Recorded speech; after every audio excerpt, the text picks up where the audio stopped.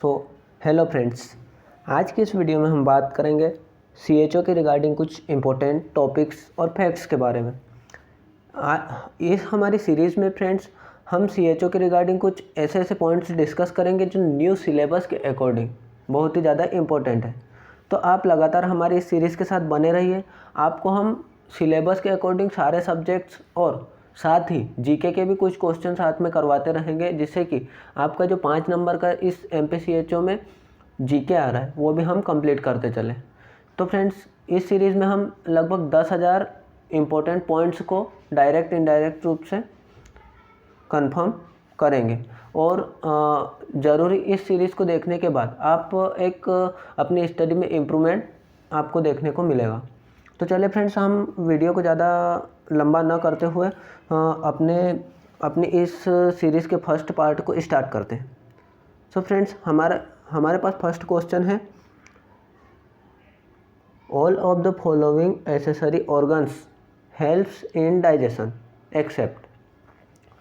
सो friends, ये इस question में ये कह रहा है कि इन सभी में से कौन सा एसेसरी ऑर्गन नहीं है जो कि डाइजेशन में हेल्प करता है। मतलब हमें एक्सेप्ट बताना है इनमें से कौन सा नहीं। सो फर्स्ट है friends, liver, pancreas, gall bladder and duodenum. So friends, इसका हमारा आंसर जाएगा डियोडेनम, क्योंकि लीवर, पेनक्रियास और गॉल ब्लैडर ये अप्रत्यक्ष रूप से मतलब कि अपने जूसेस को स्त्रावित करके या सीक्रेट करके डाइजेशन में हेल्प करते हैं, बट डियोडेनम में कोई भी डाइजेशन नहीं होता है, इसलिए इसका आंसर हमारा डी चला जाएगा। सो फ्रेंड्स, अगला question number 2, inflammation of the tongue is known as. Inflammation of the tongue is known as मतलब टंग के इन्फ्लामेशन या टंग के मतलब कि जीभ के सूजन को क्या कहते हैं। सो हमारा फर्स्ट ऑप्शन है जिंजिवाइटिस, सेकेंड ऑप्शन है ग्लोसाइटिस, थर्ड ऑप्शन है स्टोमेटाइटिस एंड फोर्थ ऑप्शन हमारा है पेरोटाइटिस। सो फ्रेंड्स, जिंजिवाइटिस का मतलब होता है inflammation of gums and glossitis का मतलब होता है इन्फ्लामेशन ऑफ टंग, जो कि हमारे इस क्वेश्चन का आंसर होगा। लेकिन हम सारे ऑप्शंस को डिस्कस करते हुए चलेंगे, जिससे कि हमें और ज़्यादा पॉइंट्स मिल सके हमारे इस एग्ज़ाम के रिगार्डिंग। सो हमारे एक क्वेश्चन में 4 से 5 या 10 क्वेश्चन तक कवर होते चलेंगे। ऑप्शन नंबर सी है स्टोमेटाइटिस। स्टोमेटाइटिस का मतलब होता है इन्फ्लामेशन ऑफ माउथ, ना कि इन्फ्लामेशन ऑफ स्टमक, क्योंकि स्टमक के इन्फ्लामेशन को तो ये स्टोमेटाइटिस का मतलब होता है इन्फ्लामेशन ऑफ माउथ। ठीक है, अब आगे हम चलते हैं पेरोटाइटिस। पेरोटाइटिस का मीन्स होता है inflammation of parotid gland. So friends, इसका हमारा आंसर चला जाएगा ग्लोसाइटिस। ठीक है, अब हमारा नेक्स्ट क्वेश्चन है friends, inflammation of mucous membrane of teeth is called. मतलब म्यूकस मेम्ब्रेन की टीथ की म्यूकस मेम्ब्रेन जो होती है उसकी इन्फ्लामेशन को क्या कहते हैं। सो इसका ऑप्शन है stomatitis, halitosis, cheilosis and gingivitis. So मैंने अभी आपसे डिस्कस किया था कि स्टोमेटाइटिस का मतलब होता है इन्फ्लामेशन ऑफ माउथ, चिलोसिस का मतलब होता है कटे होठ, फटे होठ और तालू, एंड ऑप्शन नंबर डी हमारा है जिंजिवाइटिस। सो फ्रेंड्स, मैंने आपको अभी ये भी बताया था कि मसूड़ों के या फिर गम्स के सूजन को, जिसे ही यहाँ पर म्यूकस मेम्ब्रेन ऑफ टीथ कहा गया है, उसको जिंजिवाइटिस कहते हैं। सो हमारे इस क्वेश्चन का आंसर चला जाएगा जिंजिवाइटिस। ठीक है फ्रेंड्स, तो हम चलते हैं अब हमारे अगले क्वेश्चन पे। अगला question number 4, the word nutrition means. Friends, अब हमारे न्यूट्रिशन के क्वेश्चन शुरू हो गए, क्योंकि जैसे मैंने आपको बताया था कि हम मिक्स क्वेश्चन करेंगे, क्योंकि न्यूट्रिशन और सारे हमारे टॉपिक्स जो कि सिलेबस के अकॉर्डिंग है उनको हम कवर करते हुए चलेंगे। Question number 4, the word nutrition means. So option number A 2 cherish, option number B 2 nourish, option number C both A and B, and option number D none of the above. So friends हमारे इस question का answer चला जाएगा to nourish and to cherish. Nutrition का means होता है, word nutritious means होता है to nourish and to cherish. ठीक है फ्रेंड्स, तो अब हम चलते हैं अगले क्वेश्चन पे। Question number 5, in the following which is not macronutrient. मतलब इन सभी में से कौन सा मैक्रोन्यूट्रेंट नहीं है। फ्रेंड्स न्यूट्रिशन को दो पार्ट्स में बांटा गया है, एक है हमारा माइक्रोन्यूट्रेंट एंड एक है मैक्रोन्यूट्रेंट। तो हमारा मैक्रोन्यूट्रेंट्स में हमारे आते हैं प्रोटीन, फैट, कार्बोहाइड्रेट, और माइक्रोन्यूट्रेंट में हमारे आते हैं विटामिन और मिनरल्स। सो फ्रेंड्स हमारे ऑप्शन के अकॉर्डिंग हमारे पास दिया हुआ है option number A protein, option number B fat, option C vitamin and option D carbohydrate. So मैंने अभी आपको बताया कि प्रोटीन, फैट और कार्बोहाइड्रेट ये तीनों मैक्रोन्यूट्रेंट, लेकिन विटामिन माइक्रोन्यूट्रेंट है, इसलिए हमारे इस क्वेश्चन का आंसर चला जाएगा विटामिन ऑप्शन नंबर सी। चलिए फ्रेंड्स, अब हमारा अगला क्वेश्चन है सोर्सेस ऑफ प्रोटीन इंक्लूड्स। मतलब इनमें से प्रोटीन के सोर्स कौन कौन से हैं। So option number A milk, option number B egg, option number C meat. So friends milk, egg और मीट ये सभी प्रोटीन के बहुत अच्छे सोर्स माने जाते हैं, इसलिए हमारे इस क्वेश्चन का आंसर चला जाएगा option number D all of the above या ऑल। ठीक है, चलिए फ्रेंड, अब हमारा अगला क्वेश्चन है in following all are non essential amino acids except. मतलब कि इन सभी में से कौन सा amino acid non essential amino acid नहीं है। बाकी सभी मतलब 4 ऑप्शन में से 3 option non essential amino acid है, लेकिन एक इनमें से नहीं है।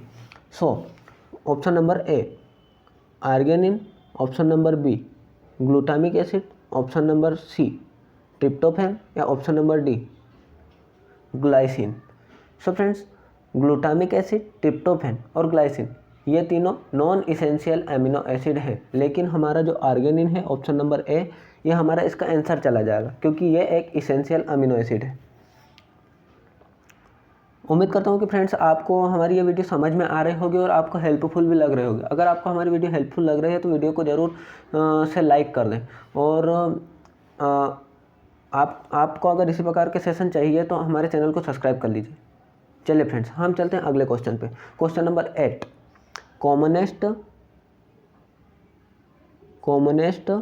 Common cell microbe present in oral cavity. मतलब कि ओरल कैविटी में सबसे ज़्यादा कॉमन या सबसे ज़्यादा मात्रा में कौन सा माइक्रो ऑर्गेनिज्म या माइक्रोब पाया जाता है। सो इसके ऑप्शन है first option number A helicobacter, option number A helicobacter, option number B option number A. So friend option number A helicobacter pylori, option number B या जिसे हम एच पाइलोरी भी बोलते हैं, option number B E coli, option number C bacillus acidophilus या option number D all of the above. So friends हमारे इस question का आंसर चला जाएगा bacillus acidophilus, option number C bacillus acidophilus, क्योंकि यह कॉमनेस्ट मात्रा में हमारे ओरल कैविटी में पाया जाने वाला है। फ्रेंड्स अब हम चलते हैं अगले क्वेश्चन पे। हमारा अगला क्वेश्चन है question number 9, the last case of small pox was reported in the world. मतलब कि स्मॉल पॉक्स का आखिरी केस कब रिपोर्ट किया गया था वर्ल्ड में। Option number A 1977, option number B 1978, option number 9 option number C 1979 या option number D 1982। So friends बहुत ही कंफ्यूजिंग क्वेश्चन है, और हमेशा ऐसा होता है कि ऐसे क्वेश्चन से में हम फंस जाते हैं, क्योंकि इतनी पास की वैल्यू इन्होंने दे दी है, पास के ईयर दे दिए हैं, जिससे कि हमें बहुत ज़्यादा कन्फ्यूज़न होता है। सो फ्रेंड्स हमारे इस क्वेश्चन का आंसर है 1977, ऑप्शन नंबर ए। और आपको ये बताना चाहूँगा कि हमारी जो CHO की एग्ज़ाम है उसमें मतलब कि बहुत ज़्यादा इस प्रकार से न्यूमेरिकल क्वेश्चन पूछे जाते हैं कि इसका ईयर बताइए, इसकी डेट बताइए। मतलब डेट तक तो नहीं जाते हैं लेकिन ईयर ज़रूर पूछते हैं। फिर कम्युनिकेबल डिसीज़ेस कब इरेडिकेट हो गए, कौन सी डिसीज़ इरेडिकेट करने का लक्ष्य रखा गया है गवर्नमेंट ने, जैसे ट्यूबरकुलोसिस का कब रखा गया है, इस प्रकार से लेप्रोसी का कब तक रखा गया है। तो हमें इन ईयर्स पर भी ध्यान देना है। अगर आप हमें कमेंट में मुझे बताते हैं कि हमें जो भी है कम्युनिकेबल डिसीजेस कब इरेडिकेट हुई, तो उसकी मैं आपको एक लिस्ट दे दूंगा या फिर मैं उस पर भी एक वीडियो बनाने की कोशिश करूँगा। सो फ्रेंड्स, आपको जिस पर भी वीडियो चाहिए वो हमें कमेंट में ज़रूर बताएं। Question number 10, examples of live vaccines. मतलब लाइव वैक्सीन से कौन कौन से एग्जाम्पल हैं? BCG, मीजल्स, कोलेरा या A and B, मतलब A and B बोथ। सो इस क्वेश्चन का आंसर फ्रेंड्स हमारा जाएगा A and B बोथ, मतलब BCG और मीजल्स ये हमारी लाइव वैक्सीन है, लेकिन कोलेरा जो है वो हमारी लाइव वैक्सीन नहीं है। कोलेरा हमारी लाइव वैक्सीन नहीं है। सो फ्रेंड्स, अगला question number 11, diluents used in the BCG vaccine. मतलब BCG वैक्सीन जब भी यूज़ करते हैं तो वायल से निकालने के बाद उसमें कौन सा डाइल्यूटेंट मिलाते हैं। जैसे किसी में RL मिलाते हैं, कहीं पे DNS, normal saline, distilled water, ये सब मिलाते हैं। तो BCG वैक्सीन में कौन सा मिलाते हैं? इसके ऑप्शन हमारे हैं, option number A distilled water, option number B normal saline, option number B normal saline, option number C RL मतलब रिंगल लैक्टेट, और option number D DNS। So friends, BCG vaccine का यूज़ करते समय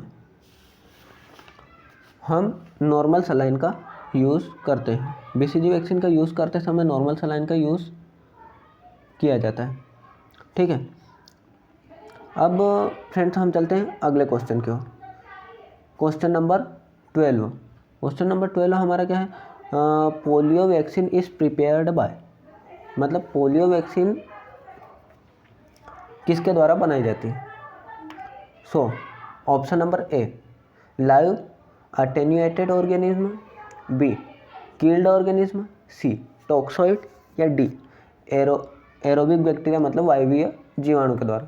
सो इस क्वेश्चन का हमारा आंसर जाएगा live alternated organism, live attenuated organism के द्वारा ये बनाए जाते हैं। मतलब इसमें लाइव जीवाणु पाए जाते हैं पोलियो वैक्सीन में, जो कि कम मात्रा में या फिर कम स्ट्रेंथ वाले होते हैं, जो कि पेशेंट में जाकर इम्यूनिटी बनाते हैं। मतलब बॉडी उसके अगेंस्ट इम्यूनिटी बनाती है। ठीक है फ्रेंड्स, अगला हमारा क्वेश्चन है क्वेश्चन नंबर 13। फ्रेंड्स, ये क्वेश्चन हमारा लिया गया है OBG से। अब हमारे OBG के क्वेश्चन कुछ स्टार्ट हो गए हैं, क्योंकि हम पूरे सिलेबस को कवर करते हुए चलेंगे। अकॉर्डिंग टू न्यू सिलेबस के अकॉर्डिंग हमने इसमें क्वेश्चन रखे हैं, और इसी प्रकार से मिक्स क्वेश्चन आपको मिलते रहेंगे। Question number 13, fallopian tube is lined by. Fallopian tube बनी होती है। Option number A columnar epithelium, option number B stratified epithelium, option number C ciliated epithelium, या option number D germinal epithelium. So friends, इस question का हमारा answer जाएगा ciliated epithelium. हमारी जो फैलोपियन ट्यूब होती है वो सिलिएटेड इपिथेलियम की बनी होती है। सिलिएटेड इपिथेलियम वहाँ पर पाए जाते हैं जहाँ पर किसी चीज़ को आगे पहुँचाना होता है। जैसे कि यहाँ पर एक्स एंड यहाँ पे जो भी ओवा होते हैं उनको आगे पहुँचाने का काम सिलिएटेड इपिथेलियम के द्वारा किया जाता है, इसलिए यहाँ पर सिलिएटेड इपिथेलियम पाई जाती है। Question number 14, a vaginal fistula that opens into the rectum is called. मतलब कि जो वेजाइनल फिस्टुला है जो ओपन होता है रेक्टम में, उसे क्या बोलते हैं? वेजाइनल फिस्टुला जो रेक्टम में खुलता है उसे क्या कहते हैं? So option number A vesico vaginal fistula, colo vaginal fistula, recto vaginal fistula और इंटेरो वेजाइनल फिस्टुला। फ्रेंड जैसे कि हम इस क्वेश्चन से ही एक आइडिया लगा सकते हैं कि इसका आंसर क्या होना चाहिए। इसका आंसर होना चाहिए रेक्टोवेजाइनल फिस्टुला, और इसका आंसर है रेक्टोवेजाइनल फिस्टुला, क्योंकि जिसमें जो रेक्टम में जाके खुल रहा है और वेजाइना और रेक्टम के बीच का जो फिस्टुला है, तो रेक्टोवेजाइनल फिस्टुला। इसका आंसर आएगा हमारा सी। बाकी ऑप्शन कुछ मैच नहीं कर रहे हैं, ठीक है। Question number 15, what is the menarche? Option number A, a girl first menstruation. Option number B, the first year of menstruation which usually occurs without ovulation. Menstruation का पहला साल जो कि होता है जिसमें ओव्यूलेशन नहीं होता। C, the onset of uterine maturation, uterine बनने वाला यूटेराइन मैच्योरेशन जो स्टार्ट होता है वो वाला ही है। या फिर D, the entire span of the menstrual cycle from onset of menopause, मतलब कि पूरा उसका रिप्रोडक्टिव एज होती है वो। सो फ्रेंड्स इसका हमारा आंसर चला जाएगा option number A, the first menstruation of a girl is a called मेनार्ची।